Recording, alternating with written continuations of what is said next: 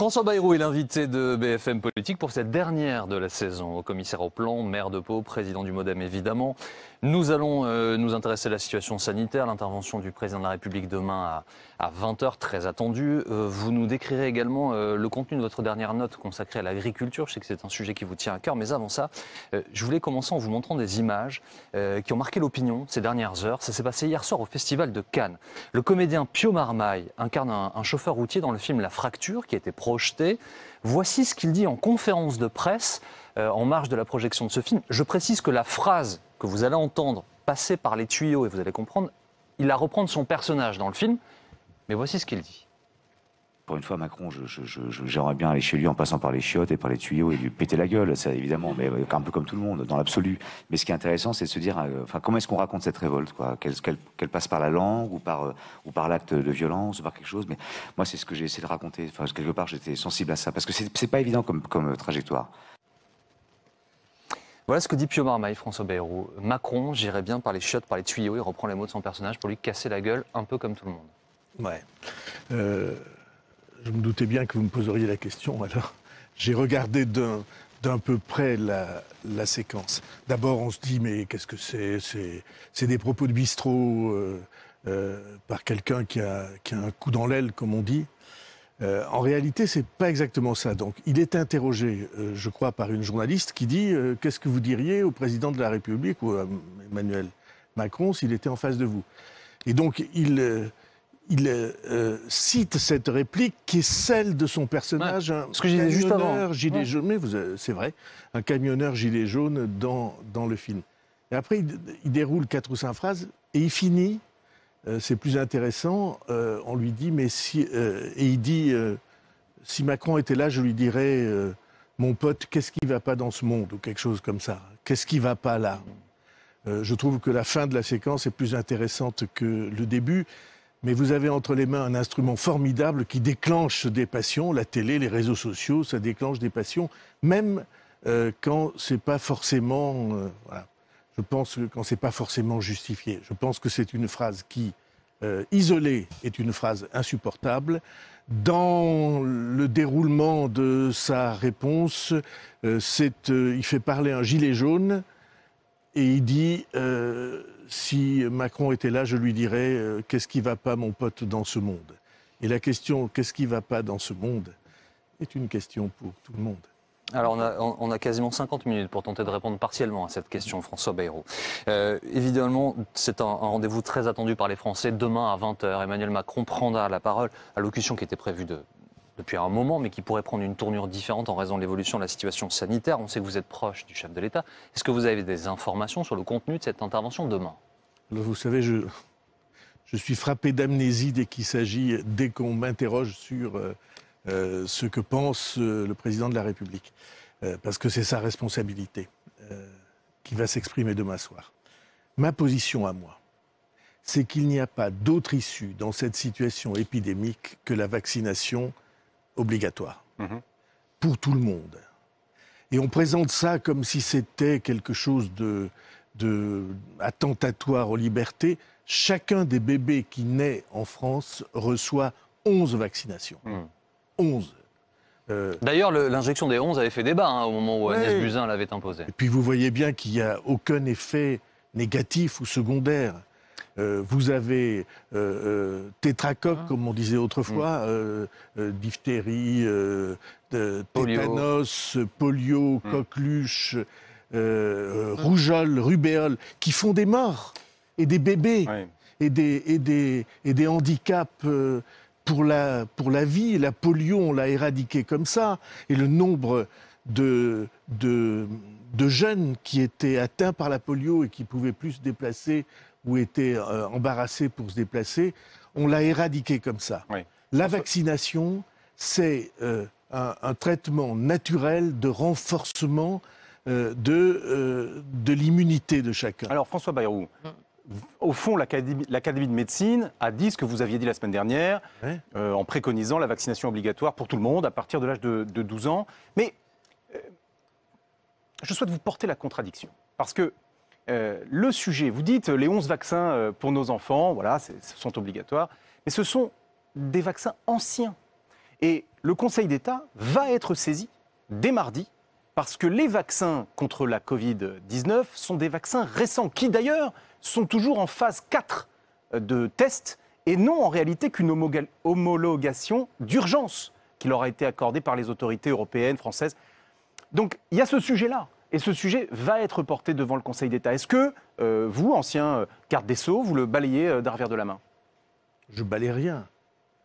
Je vois notre pays et l'humanité menacés par un virus qui a bloqué la vie de l'ensemble des pays, de l'ensemble de l'Europe et d'une grande partie de la planète, qui porte atteinte aux libertés, à la rencontre, au fait qu'on puisse... Je vois ce virus, sa gravité. Je sais une chose de ce virus, c'est qu'il mute.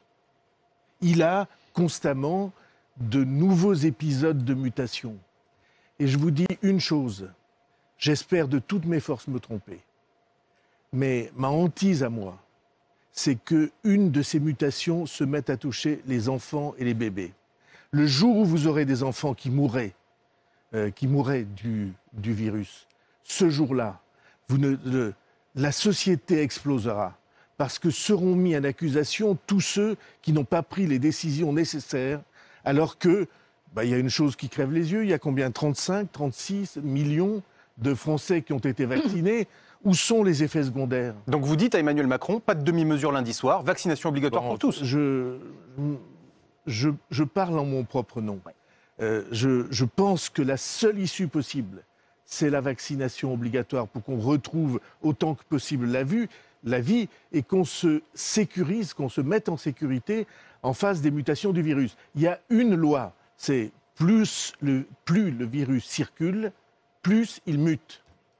François Bayrou, il y a quand même et une donc, question. si on veut se prémunir contre les mutations les plus dramatiques qui peuvent arriver, alors il faut ralentir la circulation du virus. Et pour ralentir la circulation du virus, il n'y a qu'une chose à faire, ou bien laisser infecter tout le monde, et vous aurez à nouveau des dizaines de milliers de morts, parce qu'on a quand même, comme vous savez... et des mutations. Un nombre de... Et vous aurez des mutations. Et le seul moyen de freiner tout cela, c'est la vaccination.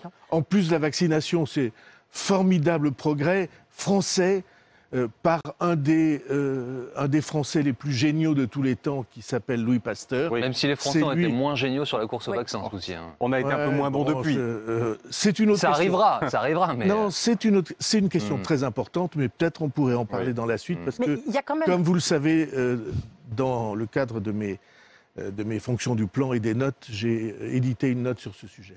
François Bayrou, il y a quand même une question. Si la vaccination est rendue obligatoire, notamment pour ceux qui travaillent dans les EHPAD, puisqu'on en parle, qu'est-ce qu'on fait? Si quelqu'un refuse de se faire vacciner, est-ce qu'on le licencie? Idem pour les entreprises. Je ne sais pas si vous avez vu l'appel à la vaccination de Geoffroy Roux de Bézieux, le président du MEDEF, comme Laurent Berger de la CFDT. En entreprise, vous refusez de vous faire vacciner. Qu'est-ce qui se passe? Vous êtes licencié, vous êtes en télétravail d'office. Vous voyez, c'est comment vous gérez ça? Je précise que ça peut aller jusque-là, c'est le cas en Italie. Oui, absolument. Ça peut aller jusque-là. Regardons les choses en face. Il y a 11 pays d'Afrique, plus un département français, la Guyane, où on ne peut pas aller sans être vacciné contre la fièvre jaune. C'est obligatoire. Si vous êtes représentant de commerce et que vous dites « je ne veux pas être vacciné pour ne pas... vous ne pouvez plus aller dans ces pays », eh bien oui, vous avez des ennuis professionnels. Encore une fois... Alors, il faut pousser la logique jusqu'au bout. C'est de la non-assistance à personne en danger. Mais soyons précis. Vous avez vu cette jeune femme dont le père est mort Johanna, elle s'appelle. Et elle a saisi le Premier ministre pour réparation. Il avait une infection, il a attrapé le Covid à l'hôpital et il est mort. Et elle dit, si vous aviez été vacciné, alors mon père ne serait pas mort. Mais soyons précis, vaccination obligatoire pour les soignants. On sait que le texte est en préparation, sera présenté au Conseil d'État, au Conseil des ministres. Ça semble lancé. Ma position est plus large que celle-là. Oui. Parce que cibler seulement les soignants, ils ont le sentiment de quelque chose qui n'est pas juste. Parce que vous avez... les enseignants, c'est la rentrée scolaire dans quelques semaines. Vous avez beaucoup de professions qui sont au contact du public.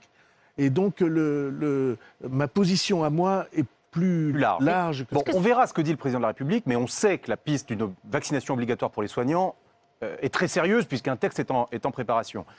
Qu'est-ce qu'on fait, François Bayrou, dans l'hôpital public, je précise bien, si un aide-soignant, une infirmière refuse de se faire vacciner? Qu'est-ce qu'on fait? Qu'est-ce que vous feriez dans l'hôpital public si un chirurgien refusait de se désinfecter les mains et de mettre des gants pour une opération? Vous diriez, écoutez, monsieur... Il sera sanctionné. On dirait seulement, vous ne pouvez pas exercer votre... Pour vous, c'est la même chose.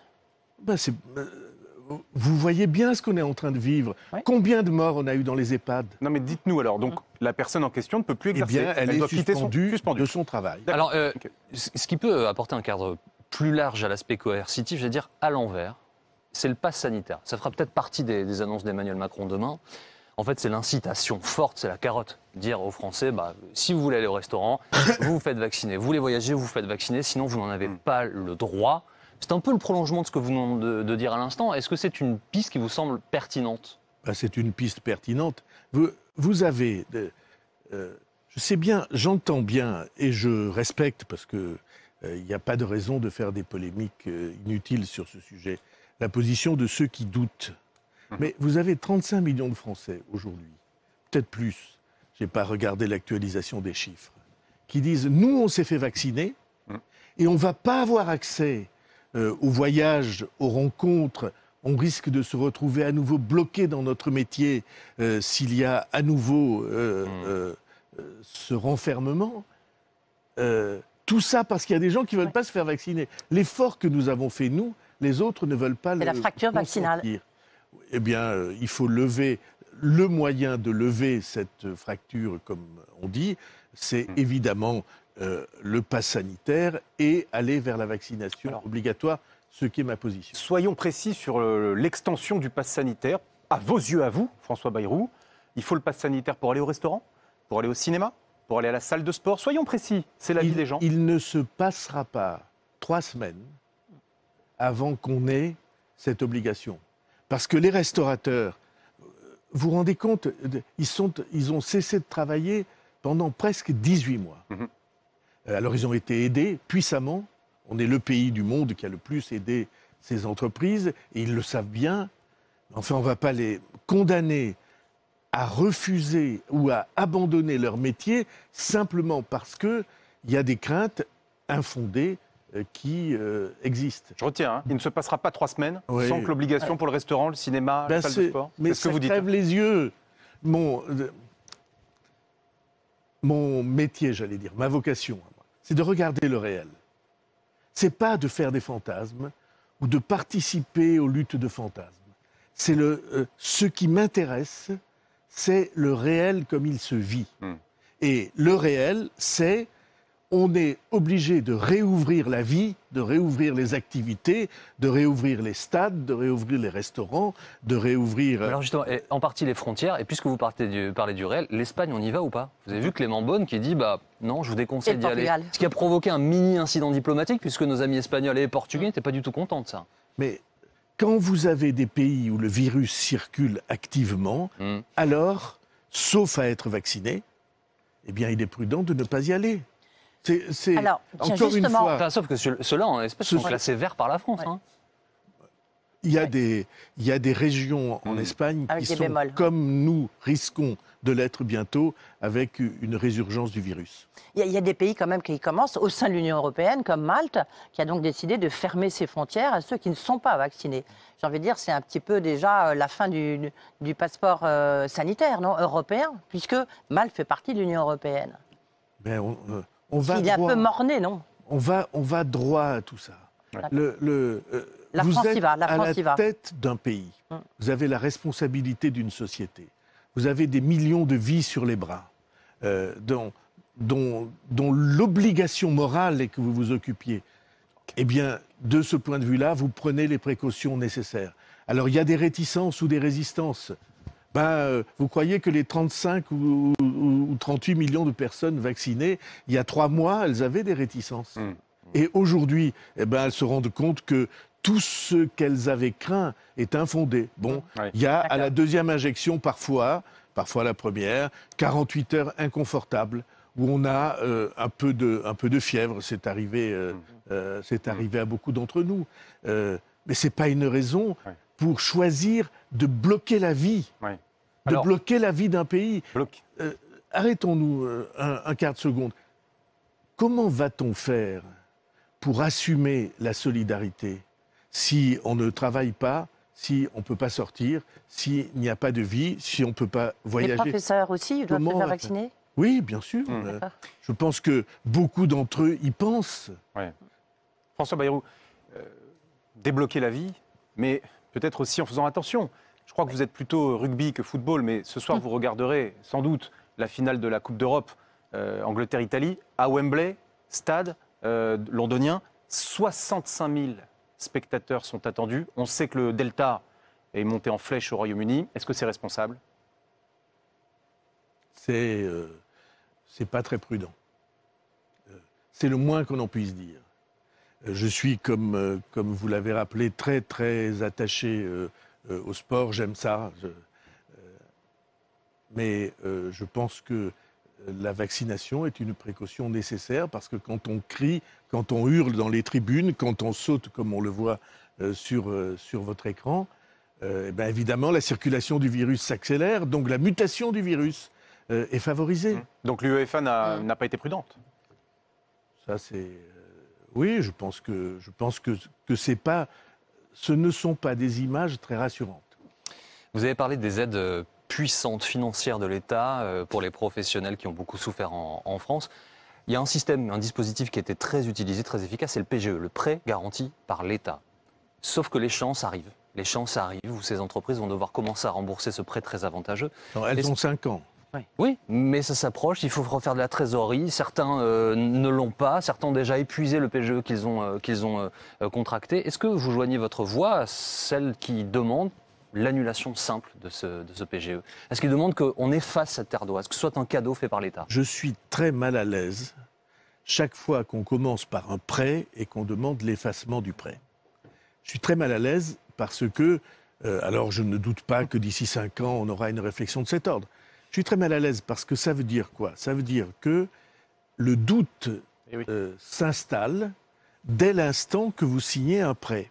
Et si le doute s'installe, alors le prix de l'argent explose. Les taux d'intérêt montent. Qu'est-ce que c'est les taux d'intérêt? C'est la traduction dans la mensualité qu'on vous demande du risque pris par celui qui vous prête. Mais ce qui se passe C'est pour ça. une entreprise, on est d'accord, ça se passe au niveau de la France notamment, puisque, je ne sais pas si vous avez entendu Éric Woerth, le président de la Commission des Finances, l'ancien ministre que vous connaissez bien, il a dit « l'heure des comptes a sonné ». Est-ce que vous êtes d'accord avec lui? Est-ce que justement, ce quoi qu'il en coûte, il faut quand même y mettre un terme, même s'il se passe une 4e vague, parce que sinon, la réputation de la France, elle va être exactement ce que vous venez de démontrer, elle va être dégradée, donc les taux d'intérêt vont augmenter, donc la dette va augmenter, etc. etc. Alors. Est-ce que vous êtes d'accord, l'heure des comptes a sonné? D'abord, l'heure des comptes sonne tous les jours. Hein. Enfin, on peut se poser la Je- question en ce moment. Comme vous savez, il y a 20 ans que je plaide pour qu'on fasse scrupuleusement et prudemment les comptes sur ces affaires-là. J'ai publié avec le plan une note sur ce sujet précis, une orientation sur ce sujet précis. Et j'ai dit 2 choses. La première, la dette que nous avons contractée pour faire face aux conséquences de cette épidémie Covid. n'est pas une dette comme les autres. Ça n'est pas une dette de mauvaise gestion. C'est ce que j'ai appelé une dette de guerre. Quand vous êtes à la tête d'un pays et que vous êtes attaqué par des armées hostiles, D'accord, mais vous quand n'avez est-ce que qu'à... vous l'arrêtez? Non, mais vous voyez ce que je veux dire, c'est que maintenant, on Laissez-moi- comprend votre raisonnement. La question, c'est Non. maintenant. Vous avez compris parce que vous êtes très intelligente Merci. et très... Spécialiste en économie. et vous suivez ça, mais ceux qui nous écoutent méritent qu'on entende. C'est une dette de guerre. Une dette qu'on a été obligé de contracter. Cette dette-là, on peut en reporter l'échéance dans les années qui viennent. J'ai dit 10 ans à peu près, pour qu'on arrive au temps où on aura reconstruit l'économie et on pourra commencer à rembourser. Pourquoi? Parce qu'on emprunte à 0 en ce moment, comme vous savez. parfois même Taux négatif. à des taux négatifs. Mais il y a une deuxième décision, orientation, à mes yeux, qu'il faut prendre, que j'ai appelé un plan Marshall de reconquête de la production. On va en parler pour l'agriculture, mais pour l'industrie, c'est la même chose. Il y a des secteurs entiers de la production dont nous avons été chassés, exclus, Dont on sait par chasser. négligence, Oui, voilà. par nullité, Oui. par incapacité de tous ceux qui se sont succédés au pouvoir et qui, au fond, ont considéré que les productions, soit en France ou en Extrême-Orient, c'était la même chose. Pour des commerçants, c'est la même chose. Mais pour des producteurs, pour des industriels, pour l'emploi, c'est pas la même. Pour les compétences du pays, c'est pas la même chose. Et donc je dis, il faut ce que j'ai appelé un plan Marshall, pas forcément financé par la dette. Il y a, je crois, d'autres possibilités que la dette pour mobiliser, par exemple, l'épargne de manière garantie et sécurisée pour les Français. Mais aussi obligatoire. Donc, on a besoin, les Américains l'ont fait, de pouvoir faire un report des remboursements jusqu'au moment où on aura reconstruit tout ça. Et c'est tout à fait articulable en raison du fait que nous sommes dépendants d'une grande banque centrale et que nous avons des taux à zéro. Heureusement que Maastricht a pris la décision. Justement, au sujet de notre endettement et de nos capacités à financer notre modèle social, Emmanuel Macron parle demain. Nous attendrons tous de savoir ce qu'il va dire au sujet de la réforme des retraites. C'était une promesse, une priorité de son quinquennat, bousculée par la pandémie. Est-ce qu'il doit la maintenir ? Alors, c'est une obligation. La France n'y échappera pas. Ceux qui vous racontent qu'on peut éviter la réforme des retraites ne voient pas le monde comme il est, en tout cas comme de manière réaliste, nous le voyons. Et vous voyez bien tout ce qui s'est passé avec l'allongement de la durée de la vie, avec le raccourcissement des années au travail. On va être dans l'obligation de conduire une réforme, j'espère simple, j'espère bien équilibrée sur ce sujet. Mais je ne crois pas qu'avant l'élection présidentielle, dans la fournaise d'une campagne présidentielle, je ne crois pas qu'on puisse conduire sereinement une réforme à son terme. Ce que je crois, c'est que la campagne de l'élection présidentielle va être le lieu, le moment, pour que chacun dise ses orientations sur ce sujet. Et vous pensez qu'il va vous écouter sur ce coup, le président de la République ?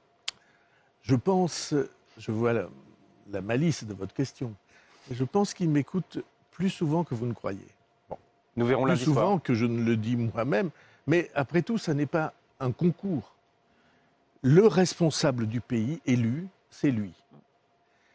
Il a autour de lui, avec lui, des personnalités qui peuvent l'aider à conduire une réflexion. Mais la décision, au bout du compte, c'est lui qui la prend. Est-ce qu'elle est prise ? Est-ce qu'elle est prise à l'heure où nous nous parlons ? Amnésie, vous savez, ce truc récurrent, je ne sais pas pourquoi je me souviens jamais. Donc, en gros, ce que vous les conversations Pour avec repréciser les choses de République. François Bayrou, évidemment, donc vous dites pas avant l'élection présidentielle, mais toute première chose du quinquennat prochain, si jamais Emmanuel Macron est réélu, ou quelle que soit la personne qui sera élue, selon vous, elle devra faire cette réforme dès le début du prochain quinquennat. Oui, mais rien avant, pas une mesure d'âge, rien avant. J'ai défendu très souvent l'idée que le problème avec une réforme aussi profonde que celle-là, c'est que le seul fait de l'énoncer bloque le pays. Et on a vécu ça tragiquement pendant des mois et des mois et des mois. Et ce que je crois, moi, alors ça c'est à titre absolument personnel, c'est que le seul moyen d'éviter qu'une telle réforme ne bloque le pays, c'est de dire aux Français, c'est vous qui trancherez. Un référendum. Par référendum. On va faire la réforme la plus juste possible, la mieux équilibrée possible. On vous la soumettra et c'est vous qui tranchez. La complexité d'une réforme des retraites par référendum, oui, non. Mais vous voyez bien que c'est le seul moyen d'éviter le blocage. Bah si vous vous faites élire président de la République sur une réforme qui a été présentée aux Français... C'est vrai que c'est une sorte de référendum par avance. Oui.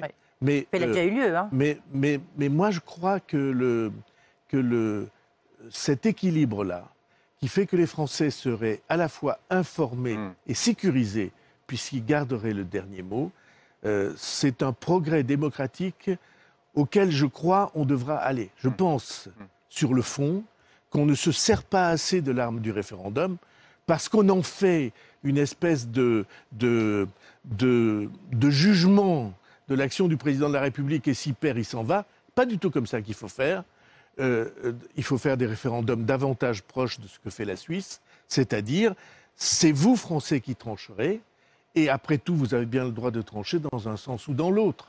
Et j'ai proposé ça pour les modes de scrutin et pour un Je voudrais qu'on dise peut-être un mot rapide quand même, et c'est important, sur les jeunes. On sait que les jeunes ont été très touchés par cette crise sanitaire et que le président de la République réfléchit à une mesure en faveur des jeunes. Il est hostile à un RSA jeune, mais en revanche, une garantie universelle qui serait étendue pour faciliter l'insertion des jeunes dans le travail. Est-ce que vous êtes favorable? Est-ce que vous pensez qu'il faut absolument une mesure, mais une mesure ciblée sur la notion de il faut s'insérer dans la société? Je pense qu'il n'y a pas de meilleur service à rendre à des jeunes filles ou des jeunes hommes que de leur offrir l'entrée dans le monde du travail et de les soutenir quand ils entrent dans le monde du travail. Et donc, de ce point de vue-là, oui, je suis favorable à une mesure de soutien et d'ouverture des portes pour le travail. Vous l'avez vu, évidemment, les cyberharceleurs de la jeune Mila ont été condamnés. Des peines assez légères, certains ont été relaxés d'ailleurs. La jeune femme qui s'est par ailleurs déplacée à la Grande Mosquée de Paris dans un signe d'apaisement. Est-ce que cette affaire, François Bayrou, elle n'illustre pas la très grande difficulté à faire vivre la laïcité à la française?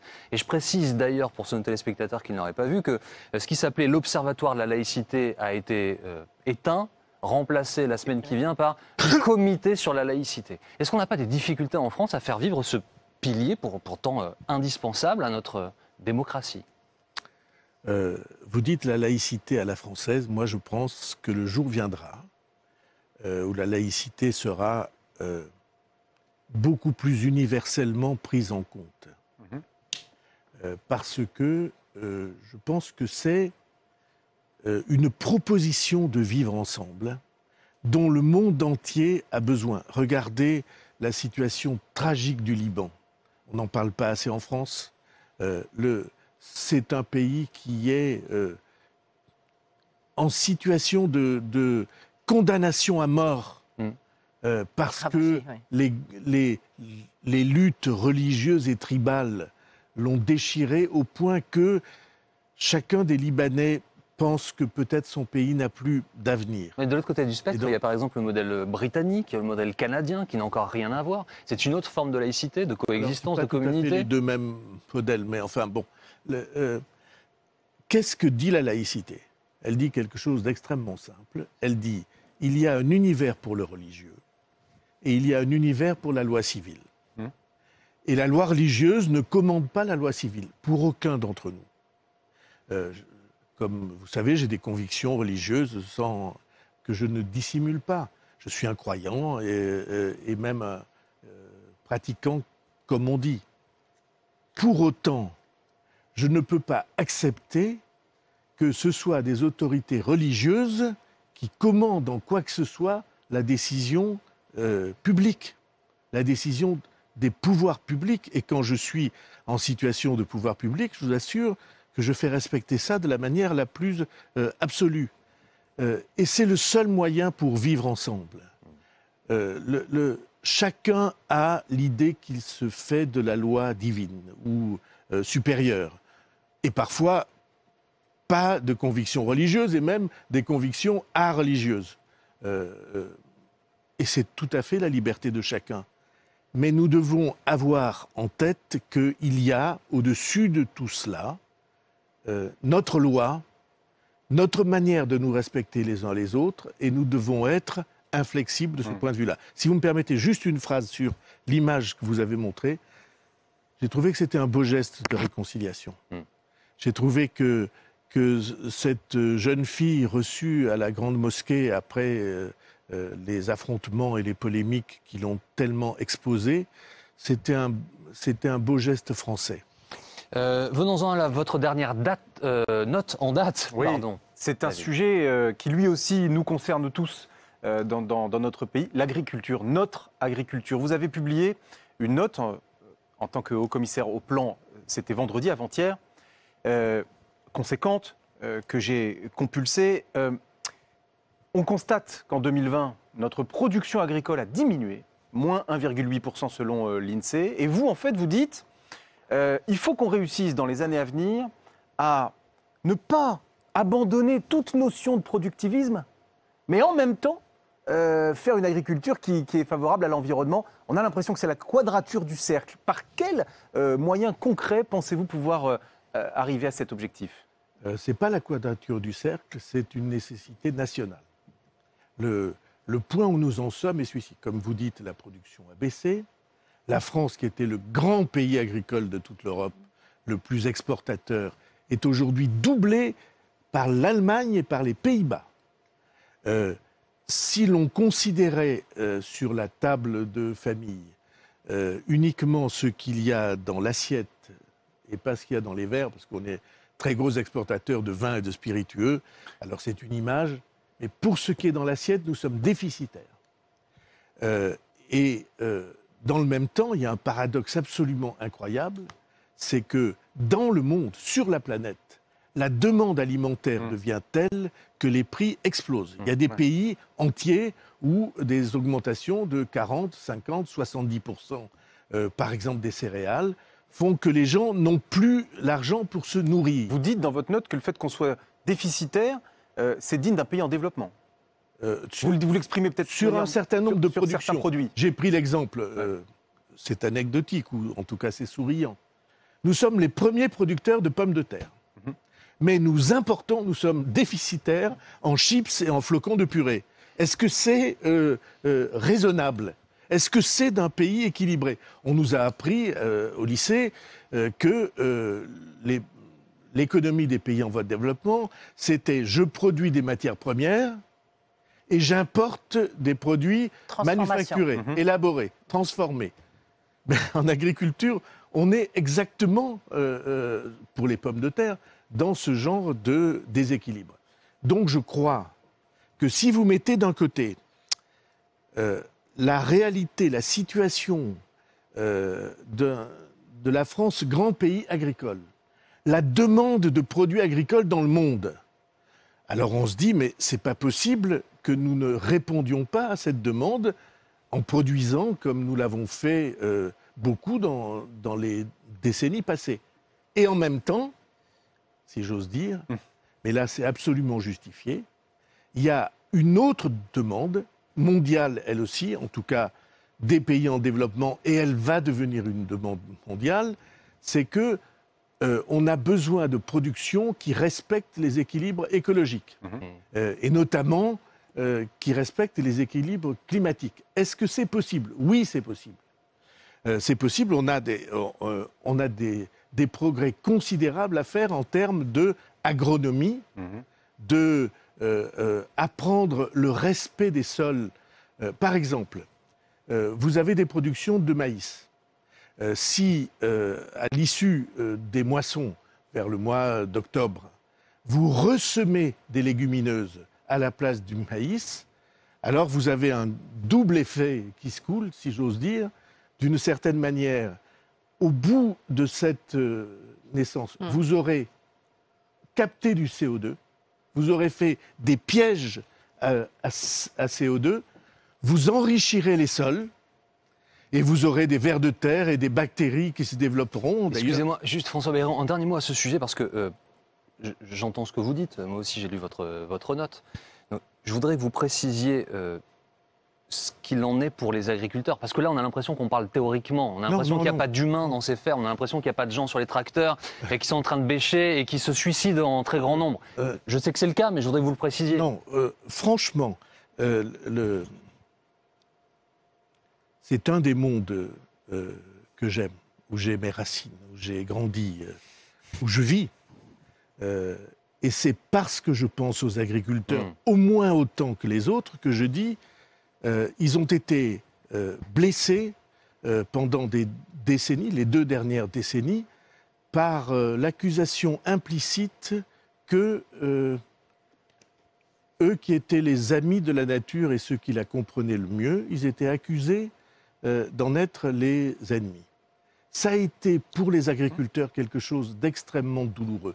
Donc, comme le monde a besoin de produits agricoles en quantité et en qualité, alors nous devons être l'agriculture en Europe et dans le monde capable de produire tout en respectant de très hauts standards d'environnement, à une condition qui est entre les mains des pouvoirs publics. C'est qu'on n'impose pas aux agriculteurs français ou européens des normes dont on accepte que les autres, les concurrents, ne les respectent pas.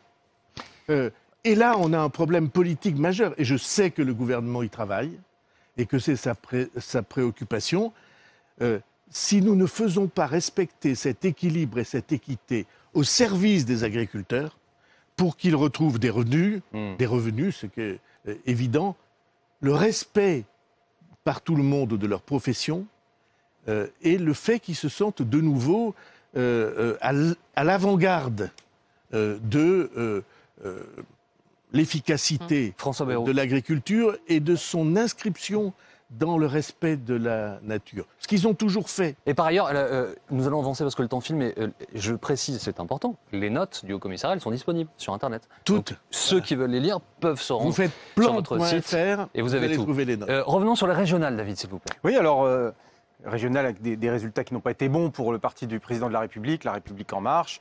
Un parti qui trouve pas son ancrage. Gérald Darmanin, par exemple, a déclaré qu'à En Marche, il faudrait faire un peu moins de visio et plus de bistrot. Bon, vous êtes le patron du MoDem. Votre parti, à vous, il a de l'ancrage, même si Marc Fesneau n'a pas cartonné non plus.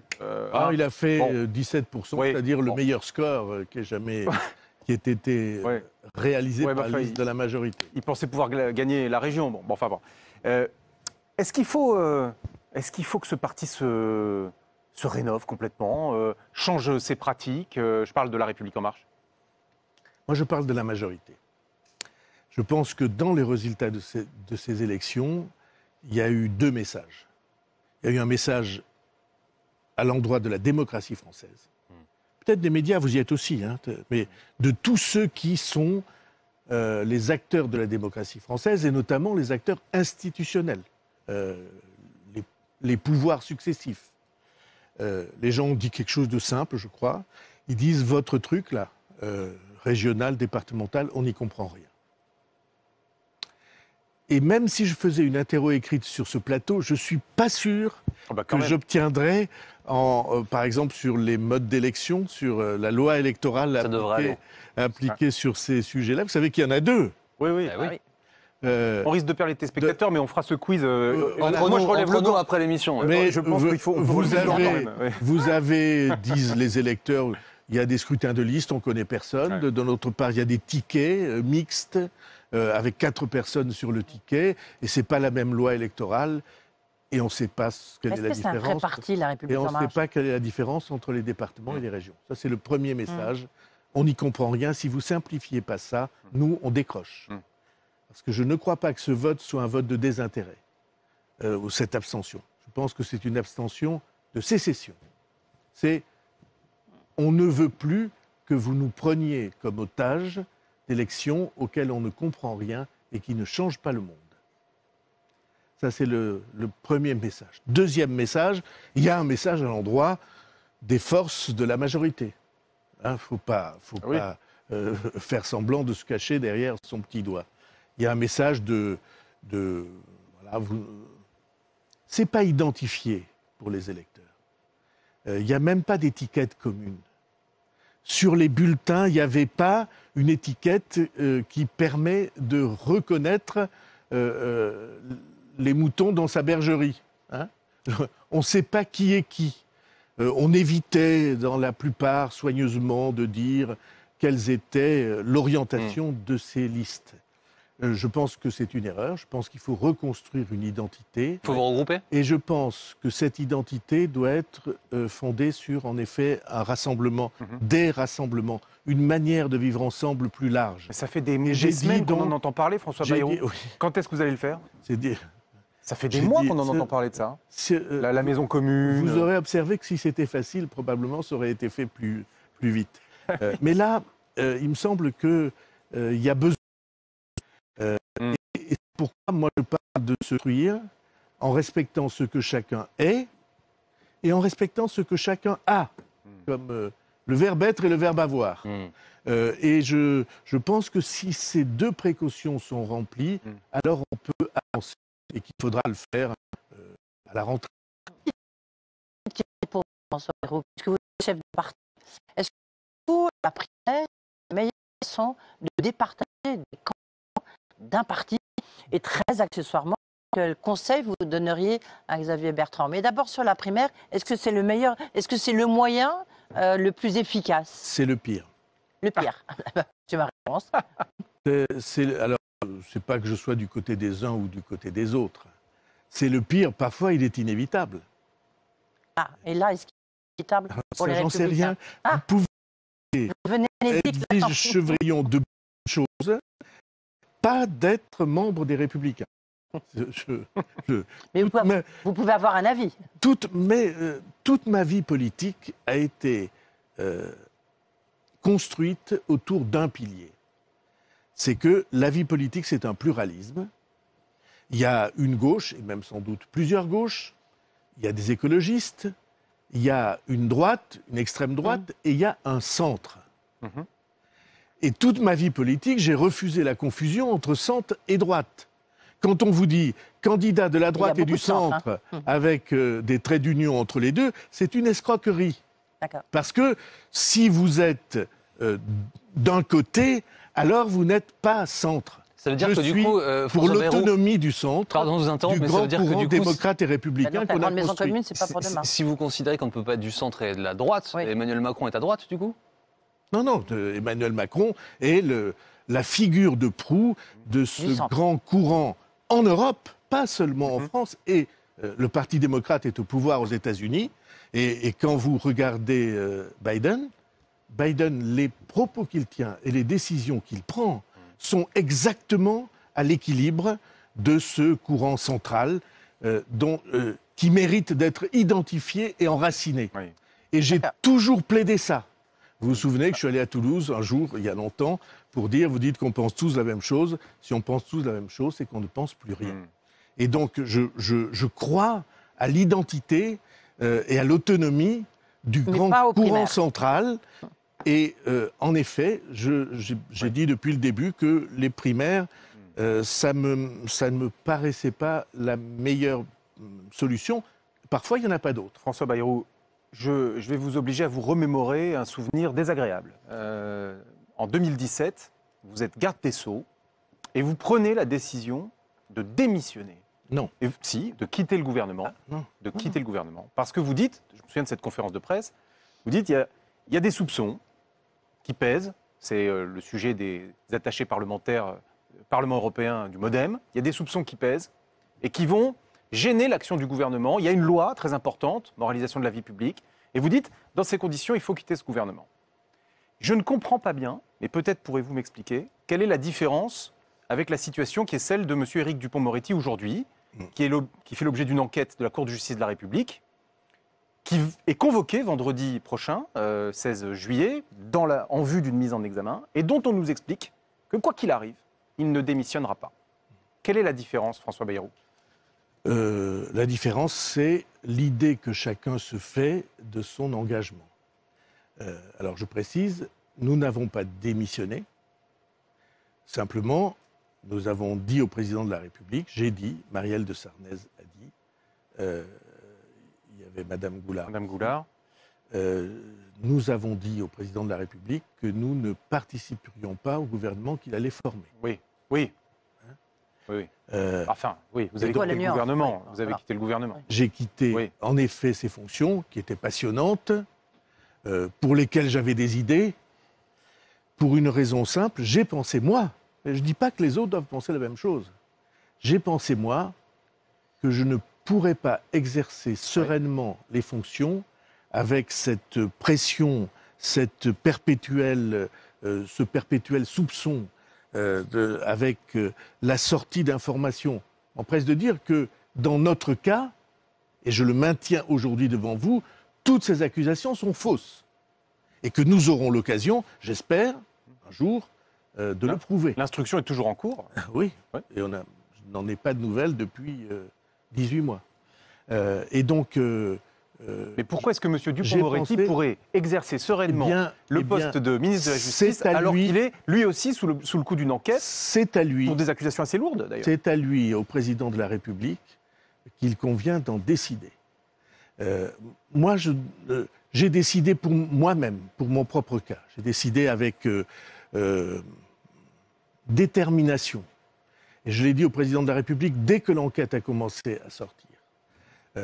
Mais le président de la République et le garde des Sceaux peuvent avoir un autre jugement.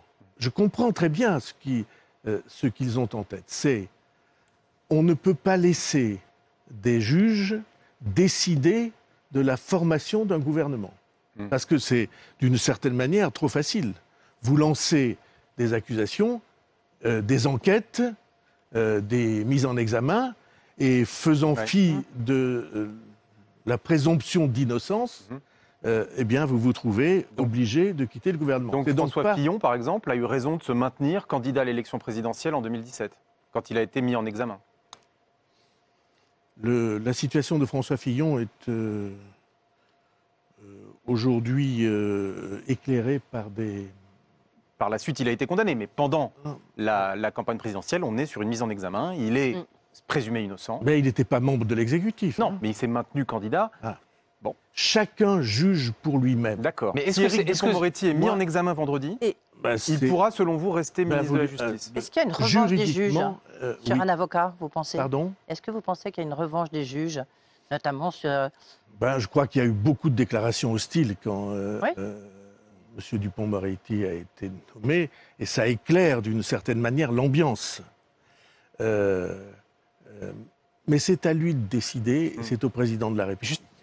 Cela nous ramène également, François Bayrou, si vous le permettez, potentiellement au désintérêt des Français pour une partie de la chose politique, avec, au-delà du fond que vous venez d'évoquer avec justesse, mais il y a des déclarations qui sont faites par les gens qui arrivent au pouvoir, qui réclament d'être des modèles, qui réclament d'autres modèles de société, ce qui était le cas d'Emmanuel J'ai Macron. porté comme la beaucoup loi de d'autres moralisation de la vie Bien sûr. publique. Mais sauf que les Français Je l'ai écrite citoyens, en très grande lorsqu'ils partie. assistent ensuite à cela, ça crée forcément un minimum de défiance. À minima, c'est une défiance. Alors, vous avez raison, mais il faut aller plus loin.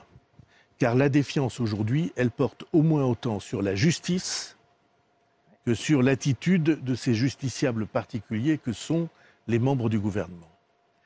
Moi, je pense qu'il y a une ambiguïté. Que la justice, ou certains de ceux qui la commentent, la vivent ou la souhaitent comme un contre-pouvoir. Et pour moi, la justice, ce n'est pas un contre-pouvoir. La justice, c'est une autorité impartiale. Elle n'est pas là pour dézinguer les pouvoirs, pour les fragiliser, pour montrer que ce sont des colosses aux pieds d'argile. Ils le sont. L'univers médiatico, réseaux sociaux, sortis de documents déformés, c'est un piège perpétuel. Ils sont en effet fragiles. Mais la justice, elle devrait être là pour assurer l'impartialité. Et notamment pour différencier ce qui est grave de ce qui ne l'est pas. Un dernier mot ? Un dernier mot peut-être sur la date de l'élection présidentielle, on en a beaucoup parlé. Est-ce que vous pensez que ce qui est a priori sur la table, mais on sait, selon les excellentes informations de notre confrère David Doucan, ça serait peut-être pas forcément le 10 et le 24 avril, mais en tous les cas, c'est ce qu'on a entendu.